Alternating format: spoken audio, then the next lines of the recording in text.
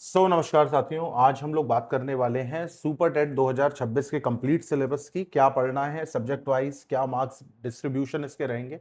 जैसे कि आप यहाँ पर देख रहे होंगे कि ये डिफरेंट डिफरेंट सब्जेक्ट हैं यहाँ पर। अगर आप देखो ध्यान से और आपको ये पता चलेगा कि किस सब्जेक्ट से क्या क्या पूछा जाता है और कितने तक का पूछा जाता है। तो इस एक वीडियो में मैं पूरी कोशिश करूंगा कि आपको जानकारी दूं। और रही बात यह है कि जितने भी वीडियोस मैं बनाऊंगा वो सारे के सारे बहुत बड़े नहीं होंगे, छोटे होंगे।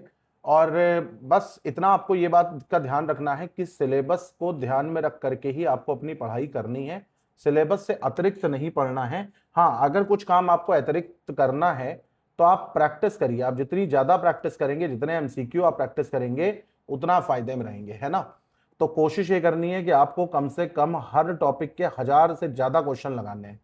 अब इसमें से मैथ, रीजनिंग और कंप्यूटर कंप्यूटर हम हटा देते हैं, है ना, क्योंकि इतने नहीं हो पाएंगे प्रैक्टिस। लेकिन हाँ, बाकी जैसे संस्कृत हो गया, अंग्रेजी और हिंदी, ये भाषा मिलाकर के आप 1000 क्वेश्चन आप लगा सकते हो। विज्ञान के अकेले आप 1000 क्वेश्चन तक लगा सकते हो, क्योंकि इसमें 3 सब्जेक्ट आपके होते हैं। ठीक है। तो हम पूरी पूरी कोशिश ये भी करेंगे कि आपको मैं ये भी बताऊं कि किस तरीके से पढ़ना है और कहां से पढ़ना और कहां पे शुरू करना है, क्या आपको किताब लेनी, क्या किताब आपको नहीं लेनी है। तो चलो शुरू करते हैं। सबसे पहले जैसा कि आप जानते हो, जो भाषा है आपकी, वो अगर मैं देखूं यहां पर, तो कुल जो है वो 40 मार्क्स की है यहाँ पर, है ना। भाषा जो है वो कुल कितने मार्क्स की है, तो वो कुल 40 मार्क्स की है। अब इन 40 मार्क्स में क्या क्या है, तो एक हिंदी है आपका, एक इंग्लिश है और एक है आपका संस्कृत। ठीक है। तो अगर मैं आपसे कहूं यहाँ पर कि सबसे पहले जो हम शुरुआत करेंगे वो करेंगे हिंदी की। क्यों? क्योंकि हिंदी सबसे ज्यादा नंबर की आती है। कितने नंबर की आती है? तो हिंदी आती है आपकी 20 नंबर की। अब हिंदी में क्या क्या हमें पढ़ना है, तो सबसे पहला, अगर सबसे इंपॉर्टेंट अगर आप देखोगे यहाँ पर, तो वो होता है हमारा व्याकरण। व्याकरण के बाद आता है अपठित गद्यांश और पद्यांश। तो ये मान करके चलिएगा कि अपठित गद्यांश और पद्यांश आपको एग्जाम से पहले 50-50 दोनों सॉल्व करके जाने हैं। ठीक है। फिर आपको संज्ञा, सर्वनाम, विशेषण, क्रिया, अव्यय, संधि, समास, रस, छंद, अलंकार, वचन, लिंग, काल, कारक और तत्सम तद्भव शब्द, विलोम शब्द, पर्यायवाची शब्द। तो ये सारी जो भी किताब अगर आपके पास होगी आदित्य पब्लिकेशन की, आदित्य पब्लिकेशन की एक बुक आती है हिंदी की, अगर वो आपके पास है तो आप आज ही से इसको प्रिपेयर करना शुरू कर दो। और कोशिश करो कि हर हफ्ते, यानी देखो अभी ना नोटिफिकेशन आई है, ना क्या नाम है अखबारों में कोई डेट आई है, ना कोई सर्कुलर आया है, तो अभी आप बिल्कुल ना आराम आराम से पढ़ सकते हो। तो ये सबसे सही समय है कि आप उन टॉपिक्स को भी छू सकते हो जो टॉपिक्स अभी आपको नहीं पाते हैं। जैसे कि सपोज दैट आपको संज्ञा, सर्वनाम, विशेषण, क्रिया, अव्यय, संधि, समास, ये सब आपको नहीं पता, तो इनके बारे में ना आप किताब से डिटेल में भी पढ़ सकते हो और उसके बाद उनके क्वेश्चन भी लगा सकते हो। प्लस अभी आपके पास इतना समय है कि आप चाहो तो आप उनके नोट्स भी बना सकते हो। तो कोशिश आपको यह करनी है कि हिंदी आपको 2 से 4 हफ्ते के अंदर खत्म कर देनी है। 2 हफ्ते उन लोगों के लिए जिनको हिंदी आती है, 4 हफ्ते उन लोगों के लिए जिनको हिंदी नहीं आती है। इसके अलावा आपको पढ़ना पड़ेगा यहां पर वाक्यांशों के लिए एक शब्द, मुहावरे और लोकोक्तियां। अगर ये आप कर लोगे तो ये मान करके चलिए 20 नंबर की जो प्रिपरेशन है वो बहुत अच्छी हो जाएगी। दूसरे नंबर पे आती है क्या, इंग्लिश। तो इंग्लिश में आपको क्या करना है, तो इंग्लिश में आपको बेसिक ग्रामर जो है वो आनी चाहिए। अब बेसिक ग्रामर जैसे क्या होता है, सब्जेक्ट वर्ब एग्रीमेंट हो गया, नाउन हो गया, प्रोनाउन हो गया। तो अभी जो चीज आपने हिंदी में पढ़ी थी बस वही चीज अंग्रेजी में है। सब्जेक्ट वर्ब एग्रीमेंट है, नाउन है, प्रोनाउन है, इसके अलावा आपके आर्टिकल हैं, इसके अलावा पंचुएशंस हैं। ये सब आपको पता होने चाहिए। इनके बेसिक बेसिक नियम भी अगर आपको पता है तो आप इनके क्वेश्चंस को प्रैक्टिस करके अपनी तैयारी को मजबूत कर सकते हैं। पार्ट ऑफ स्पीच आपको पता होना चाहिए। टेंसेस बहुत इंपॉर्टेंट है, टेंसेस आपको पता होना चाहिए। एक्टिव और पैसिव वॉइस आपको पता होनी चाहिए, है ना। जैसे एक्टिव दे देगा पैसिव में पूछेगा, पैसिव दे देगा एक्टिव में पूछेगा। इसी तरीके से डायरेक्ट इनडायरेक्ट स्पीच होती है, तो इनके भी आपको रूल जो है वो पता होने चाहिए। पंचुएशन कहां पर लगती है, वोकैबुलरी इंपॉर्टेंट है, वोकैबुलरी आपको पता होनी चाहिए। वोकैबुलरी ही होता है सिनोनिम और एंटोनिम। वोकैबुलरी मतलब किसी भी शब्द का आपको मीनिंग पता होना चाहिए। जैसे मान लो मैंने आपसे कहा कि परहैप्स कहां पर यूज होता है, तो ये आपको पता होना चाहिए कि परहैप्स हम कहां पर बेसिकली यूज करते हैं। मैंने आपसे पूछा मोनोटोनस का मीनिंग क्या है, तो मोनोटोनस आपको पता होना चाहिए, एक ही जैसा किया गया काम, है ना। इडियम्स और फ्रेजेस, अनसीन प्रोज और पोएट्री पैसेज। तो ये मान करके चलिए कि इतना पोर्शन है आपके इंग्लिश का। और इंग्लिश में अगर आपने grammar, part of speech, active passive, direct indirect, vocabulary, synonym antonym, idiom phrases भी कर लिया तो भी आप 7 से 9 नंबर के बीच में आराम से ले आओगे। लेकिन शर्त एक है कि आपको इसके सेट लगाने हैं, जितने लगाओ उतने कम है अगर आपकी अंग्रेजी वीक है। ठीक है, अभी तो सीखने का आप प्रयास कर सकते हैं क्योंकि अभी कोई डेट कोई नोटिफिकेशन आई नहीं है, तो अभी आराम आराम से आप सीख सकते हो बड़े आराम से। लेकिन जैसे ही डेट आए कोशिश करना कि हर दूसरे दिन या हर तीसरे दिन पे एक इंग्लिश का सेट आपको रोज लगाना है। फिर आते हैं संस्कृत पर। संस्कृत में क्या हमसे पूछा जाता है, तो संस्कृत का व्याकरण हो गया, स्वर हो गया, व्यंजन के प्रकार हो गए, संधि जैसे अच, हल, विसर्ग, समास, विभक्ति, कारक, शब्द रूप, राम, हरि, नदी आदि। फिर धातु रूप, लट, लिट, लंग, लोट, विधिलिंग। इसी तरीके से प्रत्यय, उपसर्ग, अव्यय, अपठित, गद्यांश एवं पद्यांश। तो संस्कृत का भी यही सीन है कि संस्कृत को भी आपको क्या करना, अभी सीखना है और उसके बाद जितनी हो सके उतनी इसकी प्रैक्टिस करनी है। तो अगर आपने इतना करा तो भाषा में से जो 40 है उसमें से आप 32, 33, 34 तक नंबर आराम से ले आओगे। प्रैक्टिस बहुत करनी है, सब कुछ सही रहा तो ये भी कोई बहुत बड़ी बात नहीं है, आप 38, 39 नंबर भी ला सकते हो। अब हम आते हैं यहां पर सामान्य ज्ञान और समसामयिक घटनाएं यानी कि जीके और करंट अफेयर्स। ये आपको डेली पढ़ना है बिना नागा। ठीक है, ये आपको रोज पढ़ना है। इसमें से 30 अंक जो हैं वो आपसे सवाल के रूप में बनेंगे। 30 अंक के 30 क्वेश्चन यहां पर बनेंगे। इन 30 क्वेश्चन में जैसे करंट अफेयर्स में क्या क्या होगा, तो अंतरराष्ट्रीय घटनाएं हैं, राष्ट्रीय घटनाएं हैं, उत्तर प्रदेश राज्य से संबंधित पिछले 1 वर्ष की महत्वपूर्ण घटनाएं, जैसे प्रधानमंत्री मोदी जी ने कहां कहां भी दौरा करा, जिस देश के दौरा करा उस देश के जो सर्वोच्च पद पर बैठे हैं उनका नाम, अगर प्राइम मिनिस्टर है तो प्राइम मिनिस्टर का नाम, प्रेसिडेंट है तो प्रेसिडेंट का नाम। ठीक है, तो ये सारी चीजें हैं। तो ये सब किसमें आ जाती है, समसामयिक घटनाओं में यानी कि करंट अफेयर्स में। और ये आपके बस 1 वर्ष की आपको आनी चाहिए, इससे ज्यादा आपको जानने की इसमें जरूरत नहीं है। ठीक है, तो अगर जैसे एग्जाम नवंबर या दिसंबर में होता है तो आप याद रखिएगा कि जून 2025 से, सेफर साइड में बता रहा हूं, जून 2025 से लेकर के अक्टूबर 2026 तक, ये आपको इतना अगर आपने कर लिया तो काम आपका हो जाएगा। इससे पुराना पूछेंगे तो कोई नहीं कर पाएगा, आप भी नहीं कर पाओगे, तो वो तो टाइम फेस हो जाएगा फिर। ठीक है, फिर यहाँ पे क्या कह रहा है, व्यक्तित्व और स्थान, जैसे प्रमुख राष्ट्रीय अंतरराष्ट्रीय जो व्यक्ति है ना, व्यक्तित्व है, चर्चा में रहे स्थान, नियुक्तियां और निधन। तो इसके ऊपर भी मैं वीडियो आपको दे दूंगा 1 वर्ष के, क्या क्या इंपॉर्टेंट है क्या क्या नहीं इंपॉर्टेंट है। पुरस्कार और खेलकूद में अगर देखो तो राष्ट्रीय अंतरराष्ट्रीय पुरस्कार हो गया, नोबेल पुरस्कार हो गया, खेल प्रतियोगिताएं हो गई, विजेता ट्रॉफी, आगामी खेल। तो ये स्पोर्ट्स वाले जो जितने भी होते हैं ना, प्लस जितने बुकर वाले और बुकर प्राइज होते हैं, प्लस नोबेल पुरस्कार होते हैं, तो ये राष्ट्रीय अंतरराष्ट्रीय स्तर पर जिसने जो जो जीता है वो इंपॉर्टेंट है। फिर कला और संस्कृति यानी आर्ट और कल्चर में जैसे भारतीय कला रूप हो गया, शास्त्रीय लोक नृत्य हो गया, है ना। आपसे ये पूछा जाएगा कि जैसे मान लो मैंने आपसे ये पूछा कि बताओ कथक कहाँ का डांस है फेमस, है ना, भंगड़ा कहाँ का डांस है, गरबा कहाँ का डांस है, तो ये सारी चीजें आपको पता होनी चाहिए। प्रमुख त्योहार जैसे कि ये गुवाहाटी में जो मेला लगता है उसका नाम देकर के पूछ लिया गया, है ना। संगीत हो गया, ऐतिहासिक धरोहर हो गया। इसी तरीके से सामान्य ज्ञान आपका हो गया, जैसे भारत में इतिहास, प्राचीन, मध्यकालिक, आधुनिक, है ना, राष्ट्रीय आंदोलन, भूगोल, भारत और विश्व, भारत संविधान, राज्य व्यवस्था और भारतीय अर्थव्यवस्था, यानी कि आपका हिस्ट्री, ज्योग्राफी, इकोनॉमिक्स, पॉलिटी और एनवायरमेंट। फिर इसके बाद आते हैं गणित पर। अब गणित से घबराने की जरूरत नहीं है, समय है, सीखने की जरूरत है। तो गणित में जैसे अरिथमेटिक में आपसे क्या पूछा जा सकता है, तो नंबर सिस्टम हो गए। नंबर सिस्टम में जैसे क्या क्या पूछा जा सकता है, स्थानीय मान हो गया, गणितीय संक्रियाएं हो गई, है ना, जोड़, घटाना, गुणा, भाग, दशमलव, भिन्न। तो इस तरीके के प्रश्न जो हैं जो कि कैलकुलेशन पर बेस्ड हैं, 3 से 4 क्वेश्चन ऐसे होंगे जो मात्र सिर्फ और सिर्फ कैलकुलेशन पर बेस्ड होंगे, है ना, कैलकुलेशन पर आधारित होंगे। तो उन पर आपको उसमें एक भी नंबर ना घटे, इस पे आपको ध्यान देना है।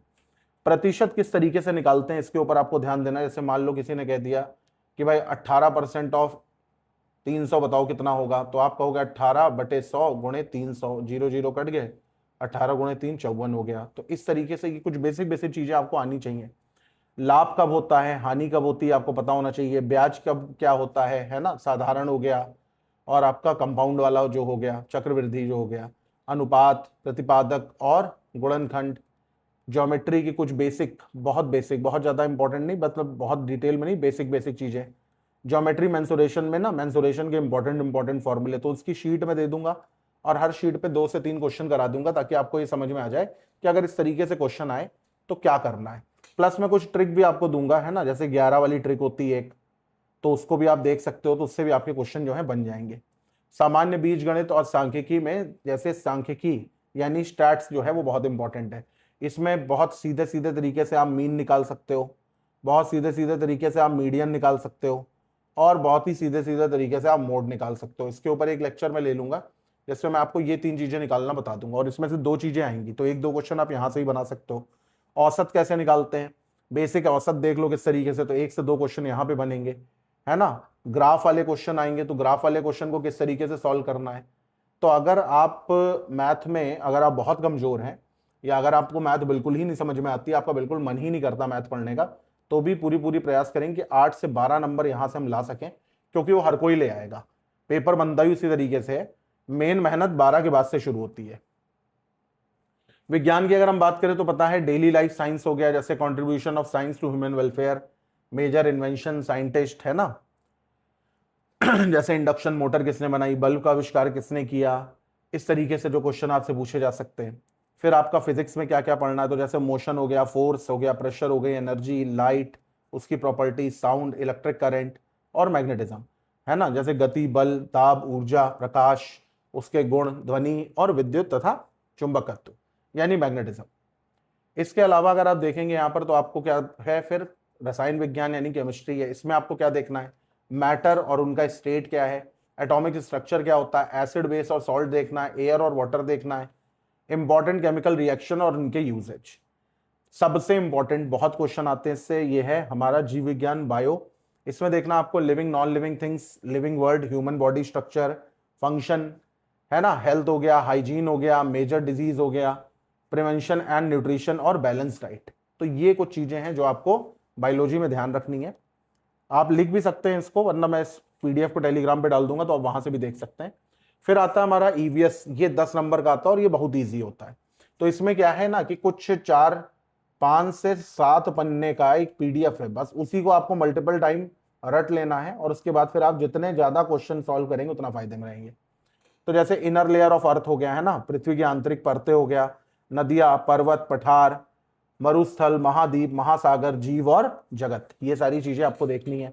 नेचुरल रिसोर्स में क्या हो गया, जैसे सोलर सिस्टम हो गया, लैटिट्यूड और लॉन्गिट्यूड हो गया।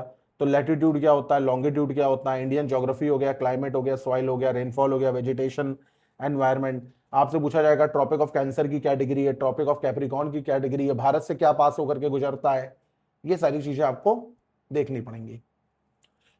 फिर अगर हम बात करें यहाँ पर इंडियन कॉन्स्टिट्यूशन और गवर्नेंस, जैसे कि मेकिंग ऑफ कॉन्स्टिट्यूशन हो गया, fundamental right and duties, directive principle, judiciary, executive, local self government, ग्राम पंचायत, नगर निगम, है ना, ये चीजें आपकी आ गई किसमें, पॉलिटी में आ गई। फिर आपका आ गया इसमें ट्रैफिक एंड रोड सेफ्टी यानी यातायात नियम और सड़क सुरक्षा, क्या होते हैं रूल्स, है ना। जैसे आपसे पूछा जाएगा येलो लाइट का क्या महत्व है ना, पीले लाइट जो नहीं होती सिग्नल में, उसका क्या महत्व है, इस तरीके से। फिर अगर आप देखो तो हिस्ट्री में क्या क्या पढ़ना आपको, तो फ्रीडम और मूवमेंट हो गया, सोशल रिफॉर्म हो गया, चैलेंजेस क्या थे of Indian economy and culture heritage. तो हिस्ट्री के लिए भी आपको ये याद रखना है कि एक किताब आती है यूनिक की, या फिर अगर आप यूनिक आप नहीं ले सकते तो आप लूसेंट की किताब ले लेना, और लूसेंट की किताब से आपको मिडीवियल हिस्ट्री और मॉडर्न हिस्ट्री, ये दोनों चीजें आपको पढ़नी है ना, मिडीवियल हिस्ट्री और मॉडर्न हिस्ट्री, ये दोनों चीजें आपको पढ़नी है। प्लस लूसेंट की किताब किस तरीके से पढ़नी है ये मैं आपको अगले वीडियो में बताऊंगा, कौन सी किताब आपको किस टॉपिक के लिए लेनी है ये भी मैं आपको अगले वीडियो में बताऊंगा। देखो वीडियो से आप कोशिश करो ज्यादातर ना ही पढ़ो, किताबों से ही पढ़ो, क्योंकि किताबों से ही पढ़ने में आपको ज्यादा फायदा है। अब हम आ जाते हैं मेन सीडीपी वाले पोर्शन पर। तो जैसा ये है हमारा टीचिंग स्किल, टीचिंग स्किल मतलब शिक्षण कौशल, कौशल, और इसके भैया 10 अंक हैं। तो इसमें सबसे पहला आता है आपकी मेथड ऑफ टीचिंग, है ना, शिक्षण के तरीके क्या है, उनके सूत्र क्या है, सिद्धांत क्या है।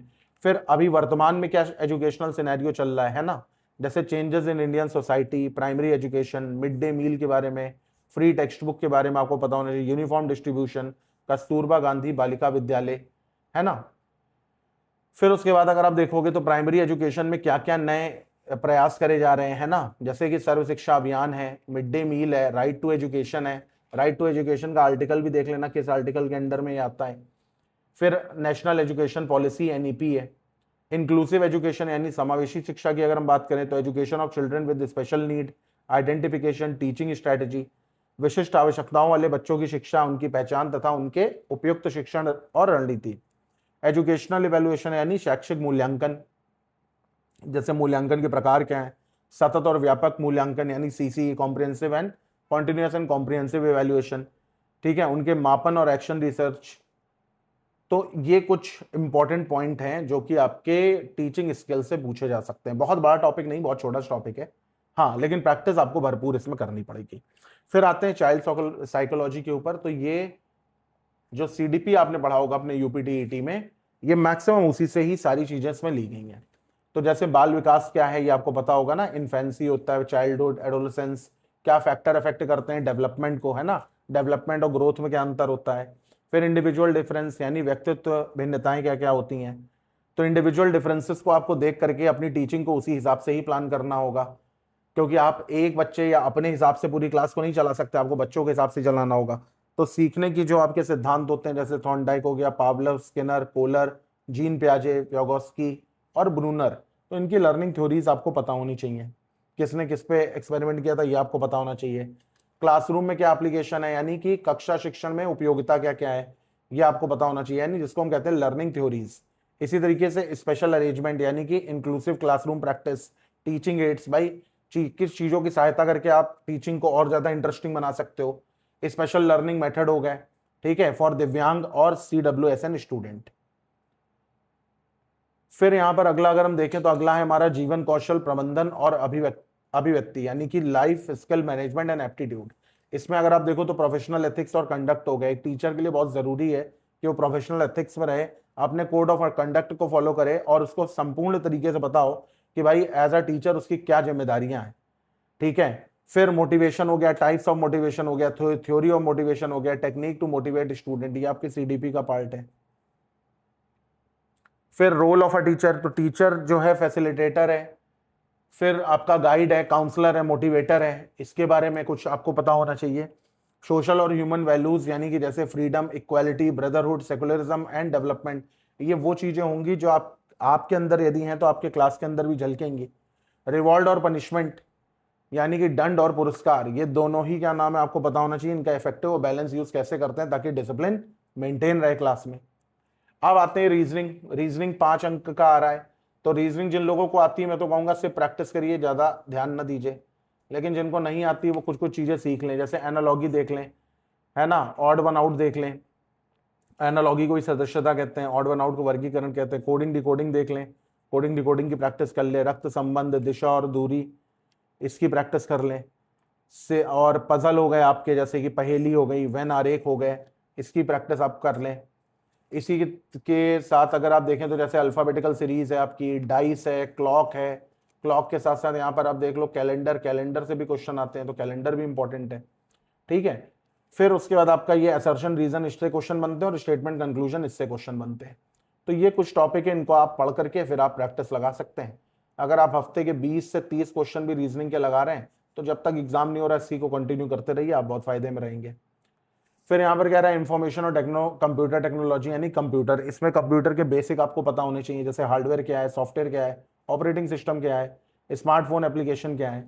फिर इंटरनेट, डिजिटल और कम्युनिकेशन यानी कि इंटरनेट का यूज, सर्च इंजन क्या होता है, ईमेल क्या होता है ना, ईमेल का फॉर्मेट क्या होता है, जैसे यहाँ पे यूजर नेम होता है, यहाँ पे @ होता है, यहाँ पे कंपनी नेम होता है, फिर .com होता है। तो ये आपको पता होना चाहिए। Safe use of social media, आपको पता होना चाहिए कि कैसे सुरक्षित तरीकों से हम सोशल मीडिया का इस्तेमाल कर सकते हैं। टीचिंग में टेक्नोलॉजी, है ना, एक टीचर को कंप्यूटर भी तो आनी चाहिए। तो डिजिटल कंटेंट जैसे ई कंटेंट हो गया, ओपन एजुकेशन रिसोर्स हो गए, क्लासरूम टेक्नोलॉजी हो गई। ओपन एजुकेशन रिसोर्स में आपका सबसे अच्छा एग्जांपल है एनसीईआरटी, ठीक है। फिर डिजिटल सामग्री में जैसे ई कंटेंट आ गया, ओपन एजुकेशन रिसोर्स अभी हम लोग देख चुके हैं, है ना, जैसे आपका ये हो गया दीक्षा पोर्टल, स्वयं platform, other government digital initiative for primary education. Diksha portal के बारे में पता होना चाहिए, स्वयं प्लेटफॉर्म के बारे में आपको पता होना चाहिए, यानी कि प्योर कंप्यूटर नहीं, वो कंप्यूटर जो एज अ टीचर आपको पता होनी चाहिए, वो आपके लिए इंपॉर्टेंट है। तो इतना ही था। अगर आप ये पूछो कि ये जो तैयारी जो आप लोग करोगे, इसमें आपको टारगेट क्या लेकर के चलना है, तो अपनी तैयारी का टारगेट आपको लेकर के चलना है 130 प्लस 150 में से। अगर आप ये लोगे तो फिर जो आपका गुणांक बनेगा वो मान करके चलिए 75 प्लस का बनेगा, जिससे आपको श्योरिटी हो जाएगी कि हाँ भाई ये एग्जाम आपका निकल सकता है। तो इसी के साथ इजाजत चाहूंगा, मिलता हूं अगले वीडियो में, जहां पर मैं आपको बताऊंगा कौन सी किताब किस सब्जेक्ट के लिए अच्छी है, या आप कौन से ऑनलाइन सोर्स से किस चीजों को पढ़ सकते हो।